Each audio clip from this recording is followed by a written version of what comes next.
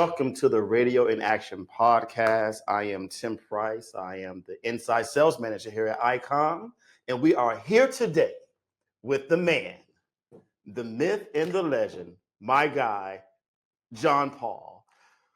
Well, thank you very much for having me, Tim. I appreciate it. It's nice to be on this side of the interview. Oh yeah, without a doubt, man. And I was sitting here thinking about how we was going to enter this interview, and first we're going to nerd out and talk about how the VEP G4 is probably the best thing since sliced bread, or the debate between conventional and trunking, which better when you have bad antennas, or we're just going to nerd out like that. But then I decided we should start with the elephant in the room. How my greatest nightmare turned into your greatest pleasure. I am the last living Dallas Cowboy fan, and his Eagles has won the Super Bowl, and I had to eat some crow. But Jon Paul, being the man who he is, he even found a way to make the Philadelphia Eagles football win turn into a radio situation. Well, there you go. Tell us a little bit about that. I have no idea what you're talking about. Oh, okay. I thought there was a parade involved, and Okay. yeah, the celebration, the parade, and all that stuff. So through some contacts that I have, I was able to make some arrangements to make sure that the Icom radios that are available in Philadelphia were used to help coordinate a huge part of the parade. The Philadelphia Department of Emergency Management is a big fan of our product, and they rent equipment from one of our dealers in the Philadelphia market space for these big events, so that they don't need to maintain this high level of infrastructure. Makes sense. And they're used for various marathons, half marathons, bike races, and things like that. And every time the Eagles win the Super Bowl, those radios get to get rolled out. Now, I would like to remind our audience that as a courtesy to you, I waived your obligation to wear a Jalen Hurts jersey throughout this entire interview. So I just want credit for being a gentleman. Well, I appreciate that on multiple levels, and also appreciate you being in the right place at the right time to always be an advocate for Icom. Well, thank you. Now, with that being said, I'm sure that your accolades and your resume speaks for itself, but for our audience watching, who is Jon Paul? You know, I spent the first 23 years of my life bouncing around various levels of government agencies as a contracted investigator, and finished up in the greater Philadelphia, Pennsylvania area, running my own investigation firm, and retired in 2011 after a bit of a medical situation happened, and I was somewhere that a car didn't want me to be. Yeah. And I lost.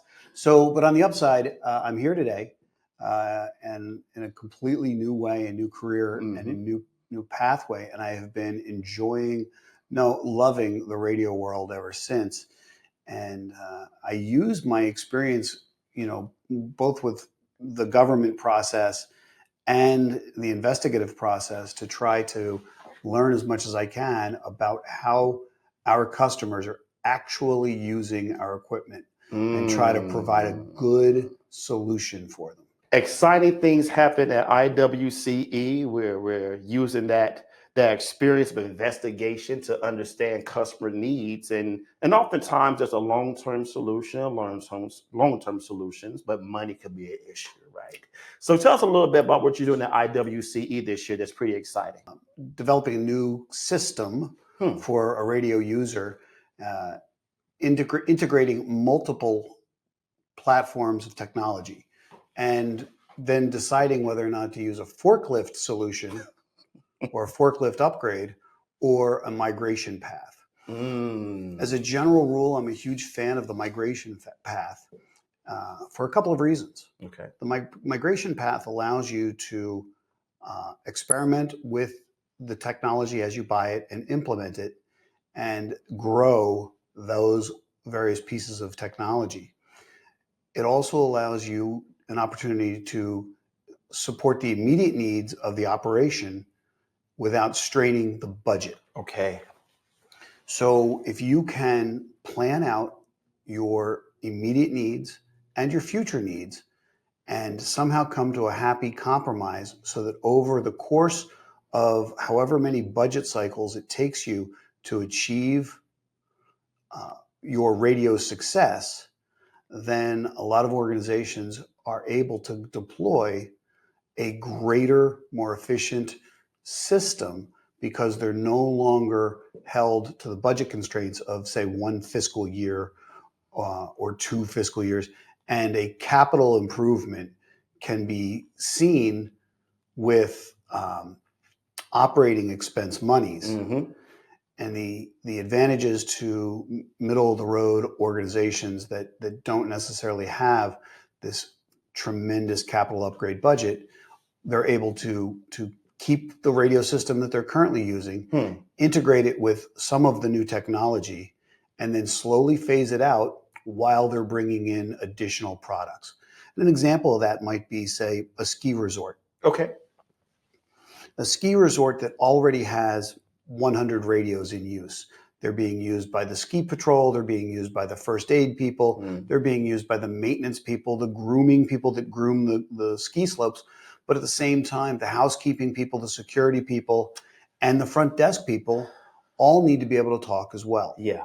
So at the time that ski resort, in our example, decides to make an upgrade, what we would probably do in that example is upgrade security and, say, the ski patrol first to a digital platform. They go all over the venue, so they would need wide area coverage. Then we might consider the immediate needs of, say, housekeeping and the valets. They never leave the hotel side of things, so we might integrate them into a wireless LAN solution.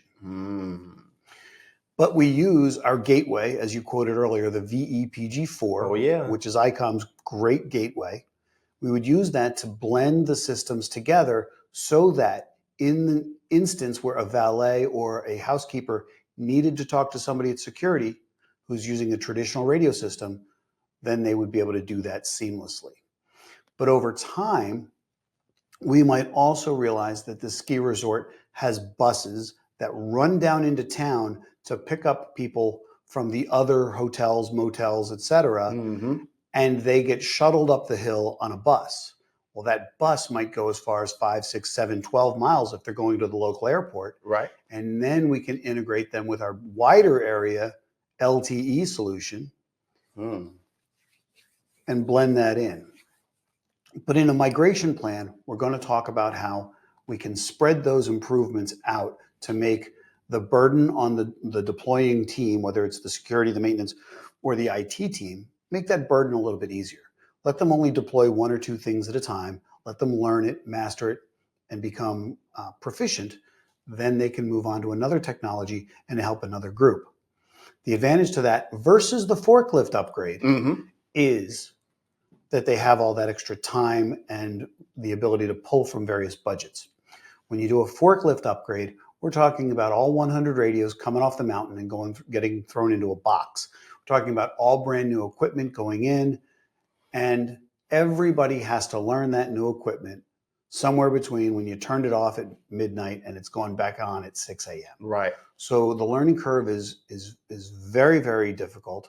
And what we want to make sure that happens is that the purpose for the radio, which is operational efficiency, operational security, operational safety, we want to make sure that all remains in effect. And if people don't know how to use the new technology because it was deployed too rapidly, then things go wrong. Absolutely. Well, Jon Paul, listen, it's been a pleasure talking with you today.